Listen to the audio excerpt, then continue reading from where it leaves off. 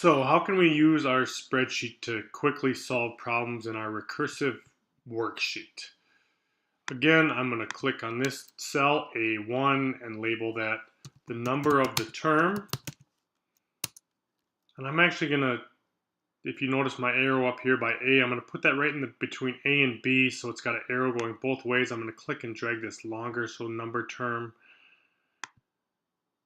shows up, and then I'm going to put the word value here, and I just like it the way it looks if I highlight both of those and center them. So 1, 2, first term, second term. You'll notice that the problem starts at term 1. So I'm going to highlight this to teach my computer that I'm counting by 1. And then I'm going to say the value, the first value is 11. And then I know I need to take, to get to the next one, I take the previous one and I add 10. So this equals the previous one plus 10. Now if I've done this correctly, all I have to do is drag down. It takes the previous one plus 10, the previous one plus 10, previous one plus 10, and so on and so forth. Now, what if I want to do a whole worksheet and I don't want to have to keep dragging down and all that kind of junk? Let me show you how to do that.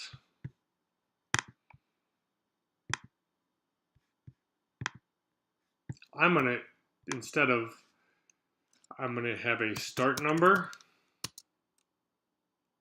And in this case, it's 11. And I'm going to have my next number is plus 10. Start number plus 10. So I'm going to have this first box always equal the start number. So notice if it's 11, if I change it to 25, now it's 25. If it's 10, now it's 10. And if I change it back to 11, it's now 11. And this one, I want to take the previous number, but I want it to add whatever's in this cell here. And I have to do one little extra thing to tell the computer to always look in this cell, not the one next to it, not the one below it. So I tell it, I use the $sign in front of the column E, because it's in column E, and I use the $sign in front of the row 8. So it's always going to look in row E8. And it added whatever was in E8, just like we wanted. And then I drag it down, and it added whatever is in E8 to the previous term. Notice you clicked on the previous, added to that. Now notice if I change the start number to 20, it started at 20 and it added 10 each time. If I change the start number to 3, it started at 3 and it added 10 each time. Change the start number back to 11. But what if I wanted to add 5 each time? There it goes. If I wanted to add -3, take away 3 each time. Boom, there it goes. And we can do the same for a multiplication. Notice this one starts at -3 and multiplies by 3 each time. So let's do that one.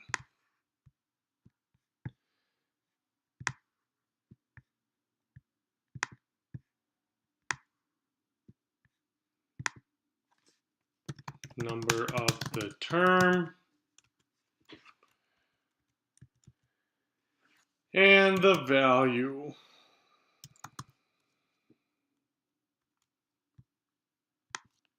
One, two, boom. And this one would equal my start number. But in this, then I would hit go down. And the next one, notice the next, a sub n, equals the previous. So I would click on the previous to teach the computer to look at the previous number, but this time I'm going to multiply it by that common ratio. And remember, I need to do, whoops, the dollar sign in front of the E.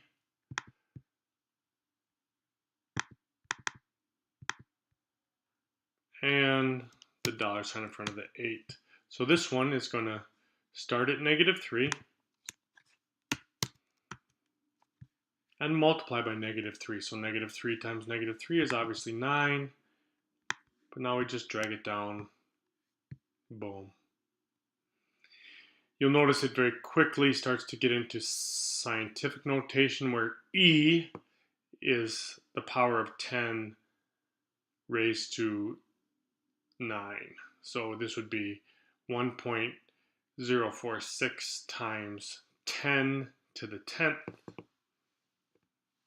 This would be times 10 to the 12th and so on.